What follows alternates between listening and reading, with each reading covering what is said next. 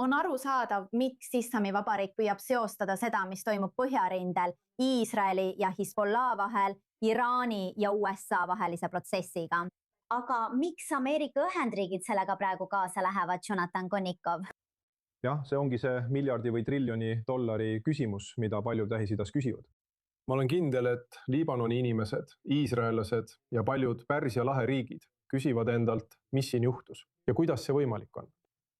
Meil on tohutu lõhe lahinguvälja tegelikkuse ja Islamivabariigi olukorra vahel. Nende võimetus jätkata võitlust ja siis memorandum. See vastavalt sellele, mida me teame, ja ma arvan, et on veel asju, mis on teadmata, aga vastavalt sellele, mida me teame, on see Iraani režiimile väga-väga soodne. See ei hõlma veel ühtegi olulist uraani rikastamise, ballistiliste rakettide ega käsilasorganisatsioonide toetamise teemat mingilgi olulisel moel. Ja see lükkab selle probleemi põhimõtteliselt lihtsalt edasi.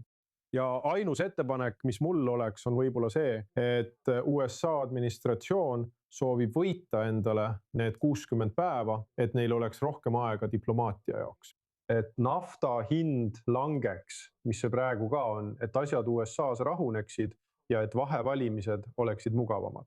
Ja siis võib-olla oleks võimalus naasta selle juurde, mida kõik mõistavad, et tuleb teha, ehk siis Iraani režiimi lüüas saamine. Aga see on tõesti hämar aeg, üsna segadust tekitav ja raske aeg, kus meil ilmselt on vaja palju usku, sest mõned asjad lihtsalt ei klapi.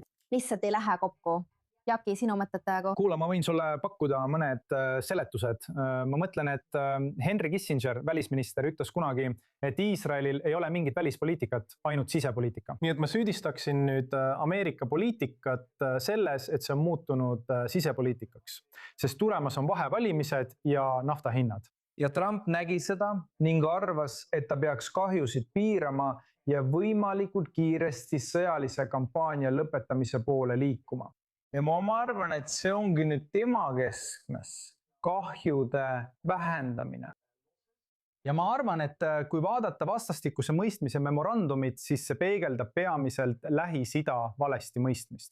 Sest tead, kui sa räägid dekonflikti mehhanismist Liibanonis, kus on kaasatud iraanlased ja pakistanlased ning katarlased ja iraanlased osalevad selles mehhanismis, see meenutab mulle veidi seda mehhanismi, mis loodi pärast Gaza kokkulepet, millega loodi rahunõukogu. Rahunõukogu ei too rahu ja dekonflikti mehhanism ei lahenda seal ühtegi probleemi. Nii et ma arvan, et see, mida Trump põhimõtteliselt valesti arvas, oli see, et me ei suuda sõjalise kampaaniaga võita. Nii et nüüd proovime iraanlasi ära osta ja see võib tuua mingisuguse muutuse Iraani poliitikas. Aga seda prooviti varendi. Tegelikult Trump ise proovis seda oma esimesel ametiajal Põhja-Koreaga. Ta üritas pakkuda mingisuguseid rahalisi stiimuleid põhjakorealastele ja see ei toiminud. Ja see ei hakka ka iraanlaste puhul toimima. Nii et praegu näeme mingisugust pausi kuni vahevalimisteni. Me peaksime hinge kinni hoidma, ootama, olema kannatlikud. Ja pärast vahevalimisi, ma arvan, et siis näeme taas suuri muutusi piirkonnas. See tõstatab siiski ka küsimuse, Ariel, millist mõju avaldavad Katar ja Pakistan praegu sellele protsessile? Iisrael on isoleeritud, täiesti kõrvale jäetud, oodates, kuidas Islamabad ja Doha hakkavad neid osapooli survestama sõlmima kokkulepet, mis kindlasti ei soosi Iisraeli ega laiemat piirkonna julgeolekut. Nad on kaasatud nii USA ja Iraani läbirääkimistesse, kui ka mõjutavad Iisraeli ja Liibanoni vahelisi kõnelusi. Ja ma tahan keskenduda just viimasele, sest just seal ületatakse kõik absurdi piirid. Ma mõtlen, lõpuks on sul 2 riiki, kes näitavad head tahet ja valmisolekut arutada keerulisi küsimusi. Ma mõtlen, millele keskenduvad praegu Iisraeli ja Liibanoni kõnelused. Mis on need kitsaskohad, kus IDF taandub ja kus Liibanoni relvajõud võtavad üle ning demonteerivad Hezbollah infrastruktuuri.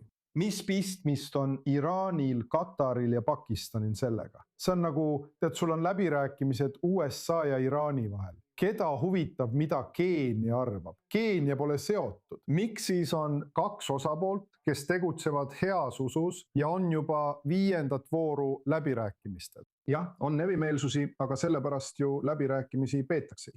Ja mõlemad riigid ütlevad, jätke meie suveräänsus meile. Iisrael ütleb seda Ameerika Ühendriikidele. Iisraeli kaitseminister Israel Katz ütles täna, et isegi kui USA ütleb Iisraelile, et ärge lahkuge Liibanonist, siis me ei tee seda. Samuti ütleb Liibanoni valitsus, et me osaleme nendes läbirääkimistes Iisraeliga. Ärge kehtestage meile välismaiseid ettekirjutusi. Ja seega pole see, et Ameerika Ühendriigid kaasa mängivad lihtsalt miljardi või biljoni dollariline küsimus. See on 300 miljardi dollari küsimus. Ja ma arvan, et see peaks muret tekitama mitte ainult Iisraelis ja Liibanonis, vaid ka Ameerika Ühendriikides. Ja ma loodan, et Ameerika pool, kes neid kõnelusi võõrustab, mõistab, kuidas Iisrael ja Liibanon püüavad seda probleemi ise lahendada. Ja nad püüavad tegelikult jõuda kokkuleppele, et saaksid täna välja tulla ühise avaldusega, et nad alustavad pilootaladega. Ja sul on need välised jõud, kelle kavatsused ei ole just kõige konstruktiivsemad, kes püüavad oma välismaiseid käske peale suruda. Nii et Ameerika Ühendriigid siin kui statusena toimiv vahendaja. Nad peaksid selle rolli enda peale võtma ja hoidma eemal teised välised tegurid, mis ainult segavad seda konstruktiivset ja positiivset protsessi, mis Iisraeli ja Liibanoni vahel käimas on. Nad peaksid oma osa täitma ega tohiks lubada teistel osapooltel sekkuda ja võib-olla isegi neid läbirääkimisi rööpast välja viia, mis seni, hoolimata sellest, et on raskusi ja raskusi ongi, sellepärast peetaksegi läbirääkimisi, liiguvad edasi. Mida sa arvad, mis juhtub pärast 60 päeva möödumist? Kas sa kujutad ette, et Donald Trump ütleb, et meil ei ole konkreetset kokkulepet, laiendame veel 60 päeva?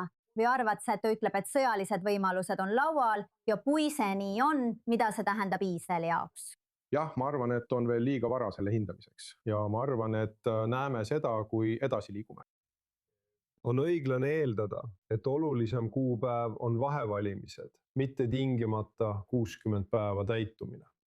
Ma arvan, et iraanlased teevad seda, mida nad teevad Liibanonis. Ja siiani on neil õnnestunud luua see seos, see ebanormaalne ja irratsionaalne seos.